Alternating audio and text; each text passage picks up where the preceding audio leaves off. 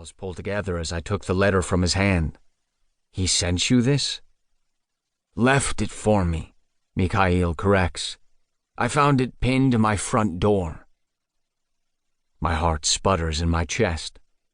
In our business, finding things taped to your front door is never a good sign. It is a threat. It means the sender knew where you lived, and they want you to know they could access you at any time. Of course, Father knows where Mikhail and I live. He even has a spare key to my apartment. But the ominous undertones remain. He could have sent a text or left a voicemail. Instead, he chose this. "Have you read it?" "Of course I read it," Mikhail says, flinging himself back in his chair so it rocks backwards on the rear legs. "It was nailed to my fucking door. I couldn't exactly ignore it." "Nailed?"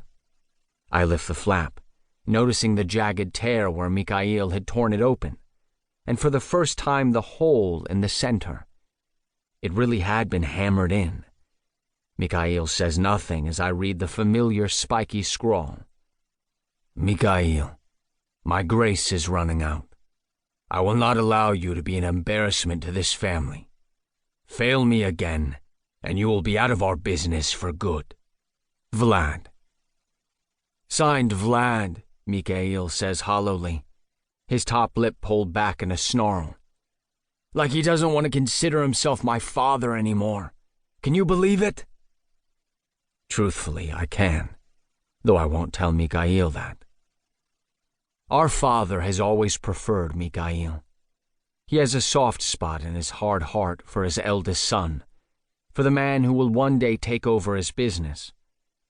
However, that spot has been firming up with each new indiscretion. For years, Mikhail's vices were relegated to his personal life. He spent his free time in clubs and bars and drug dens, having his fill of whatever sin was offered to him. But it didn't affect his day-to-day duties as the second in line to the Lovushka crime family crown. That has changed in the last few years, though. His nights out have turned into weekend benders that leave him unconscious and impossible to reach. No one can find him, and when they do, he is too sick to be of any use. Father has done his best to impress upon Mikhail the importance of his role in our family, but Mikhail can't see beyond the haze of drugs and women long enough to get a clear picture of his future. It appears that now Father has finally had enough of his games. "I mean," Mikhail says, standing up and fisting his hands at his sides. His fingers are trembling, and I wonder how long it has been since he's taken something. His blue eyes are the clearest I've seen them in the last few months. It won't be long before he'll give in again to the pull of the drugs, though. It never takes long. "It is bullshit. He can't kick me out of the family. We are blood. Flesh and blood. Doesn't that mean anything to him?" "You know it does," I say gently, knowing my brother well enough to recognize that he isn't ready for a harsh reality yet. If he feels backed into a corner, he'll crawl into some hole, shoot up, and disappear for a week. Father loves you, but he is worried. That's all this is. Just him trying to let you know he is worried. "Worried about what? I'm fine."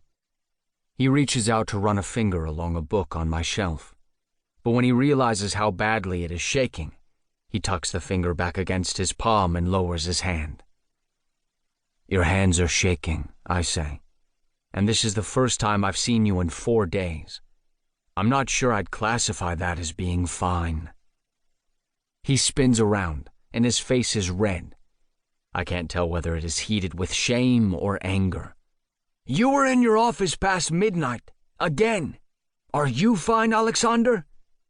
"If you're trying to prove you are better than me, I'd suggest you find a higher bar to jump over," I say. "Just because I'm fucked up doesn't mean you have free license to be too." "Sure it does," Mikhail says, his shoulders relaxing. Exhaustion seems to come over him all at once, and he moves back to the chair and flops down, the legs groaning under a sudden weight. "We're twins, after all." "But you're older." He shouldn't need the reminder. God knows he hears it enough. And yet the reality still doesn't...